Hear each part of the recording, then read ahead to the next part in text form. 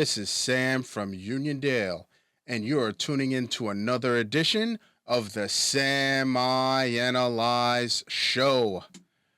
Folks, Game 2 is in the books, and the Mavericks are staring at an 0-2 hole. Was Sam Stradamus right? Let's analyze. I called for the Mavericks to win this series in 6. And it looks like the subscriber who had messaged me on one of my last videos and said, Celtics all day, is looking like they were right so far. But what is it that they say in a series, y'all? What do they say? A series doesn't start until someone loses at home. And right now, the Celtics did what they were supposed to do, which is defend home court. But if you're the Mavericks, you have to be concerned. You have to be concerned. And here's why. Luka Doncic, first of all, was a question mark with a chest contusion, trying to channel his inner Jalen Brunson and taking a charge last game. And Luka did his thing today. He had a 30-point triple-double in a loss. 32 points, 11 assists, 11 rebounds in a loss. So what's going wrong with the Mavericks? Well, the Celtics are clearly outplaying them. You look in the first quarter, I thought Kristaps Porzingis was going to claim, put another great performance and state claim on the potential Finals MVP.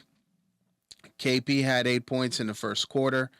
And they were doing, look, the Celtics were actually, and, as a 3-point shooting team that they are, they only had 3 3-pointers after the first quarter, and that was Al Horford. They were 1 for 9. So it was looking good. They were doing well. But when you look at it, the Celtics are just a well-oiled machine, and they've got way too many weapons.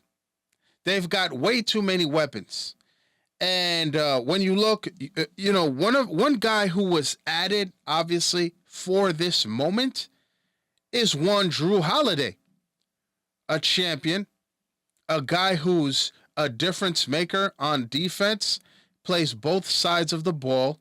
Drew Holiday is showing why they got him. By the way, if you're Giannis Antetokounmpo and you're the Milwaukee Bucks, how are they feeling watching what Drew Holiday is doing for the Celtics? I told you guys when this trade happened last summer, I said, that's a mistake. That's a mistake because basketball is played on both ends of the floor. And as great as Dame Time is, as great as it is, they need defense, man. I told you that. I felt that they would regret that. And in watching what Drew Holiday is bringing to the table for the Celtics, I'm sure they are. Drew had 26 points, 11 rebounds. I mean, the team all around did well. And what a move, by the way, by Jason Kidd going into this game. Don't think that wasn't a chess move in saying that Jaylen Brown was their best player. And Jaylen Brown with great emotional intelligence didn't bite. Because he wanted, in essence, to me, he wanted to see Jason Tatum play out of bounds here and try to force the issue and show, I'm not the man on this team. And and he continued to play a sound game in Jason Tatum. He had 12 assists tonight, which was what the team needed. And look, listen, at the end of the day, it's all about winning the championship. Doesn't matter how it's done. But the Mavericks have a problem, y'all. The Mavericks have a problem. And I called for the Mavericks to win. And why did I say that? Because I felt that Luka was not going to be able to be stopped. And I saw the way Kyrie Irving was playing in the other series, right? I'm like, uh-oh. If Kyrie joins the party with Luka, it's a wrap. Right now, your boy's not looking right. And that's all right. That's okay, because you know what? I said, the Celtics are the best. They were the best team the entire year. And this was their championship to lose, right? And it's going to be very interesting on Wednesday, but it's not looking good for the Mavericks, folks. Shout out to my boy Cordell in Dallas, a big Dallas Maverick fan. And, your team's going to have to represent at home.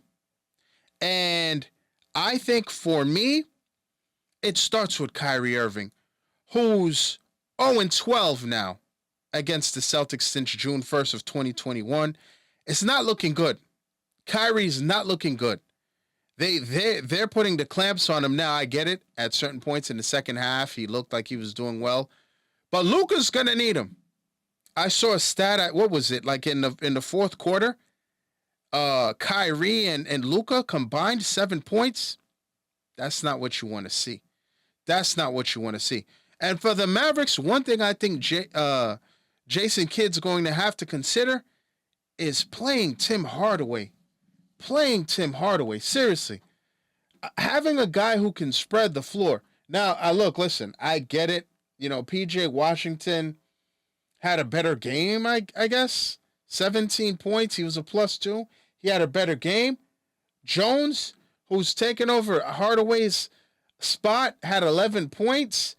And he was, 4 for 7 from field goal, but I think they're going to need Tim Hardaway Jr. I really do. Derek Jones, I get it. He's a better defender, but Tim Hardaway plays with heart. And at this point in time, did you see what the Celtics did to the Mavs in the second half? They put the clamps on them.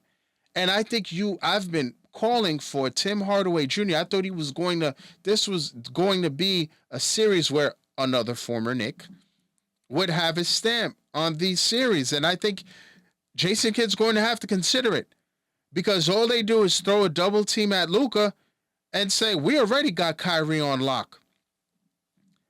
I bet you would have never thought that those words would ever come out of my mouth. Kyrie on lockdown? Uncle Drew? But they need something. And they need something. They are going to, hopefully they get some home cooking, but it's not looking good right now for the Mavericks. So we're going to see what happens, but Celtics are up 2-0 now. And again, a big part, the question is, did Drew Holiday just say, I'll take that MVP from Kristaps Porzingis? We shall see. One constant right now is Jaylen Brown, which I think it was a brilliant attempt by Jason Kidd on the chessboard to try to mess up, Jaylen Brown's rhythm and try to get Jason Tatum rattled. Didn't work. Now, folks, we continue with the topic of basketball, as later on today, today at some point, we are going to find out about UConn's Dan Hurley decision on whether to join the Lakers and walk away from his current contract of 6 years at $32.1 million with UConn, the UConn Huskies. He's a 2-time champion. And he's said that he's always, going to the NBA is, I guess, the ultimate goal. But what's going to happen here? Is he going to leave UConn? UConn is rumored to have, said, hey, we'll increase that money if that's the case. I mean, are the Lakers the right move for Dan Hurley? LeBron's going to be 40 at the end of December.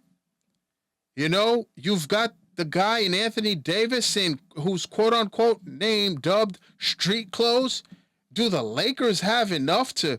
I think the Lakers are contenders. I just think that when they play Denver, they struggle. That was not the team for them. But I don't know if that's the move for Dan Hurley. What do I expect? I think he said they made a compelling pitch, compelling argument. Did Jeannie Bust and Rob Pelinka make? I think he's going to stay in UConn and wait for a better opportunity. That's what I think. But we're going to see what happens. We shall see. Now, you guys saw the video, my last video that I did on Caitlin Clark, right? How the WNBA and and her colleagues are quote unquote hating on her. Caitlin Clark is not one of the 12 on the women's Olympic team. What's going on over there, WNBA? Are you serious? Are you serious? That's insane. Insane. And you know what? Kudos to her. Kudos to her. She gets the quote of the day. I'm excited for all the girls that are on the team. That's what she said. I don't have to read the rest. Come on, man. This woman is the leader and the face of the WNBA. And contrary to what Monica McNutt told Stephen A, and contrary to what many of WNBA analysts are saying, she helped to put faces and people in the seats. So stop it. That's horrible that they kept her off the team. Horrible. Y'all, you guys are looking at this all wrong, WNBA and its players. Horrible. Get her on that team. And it's that time.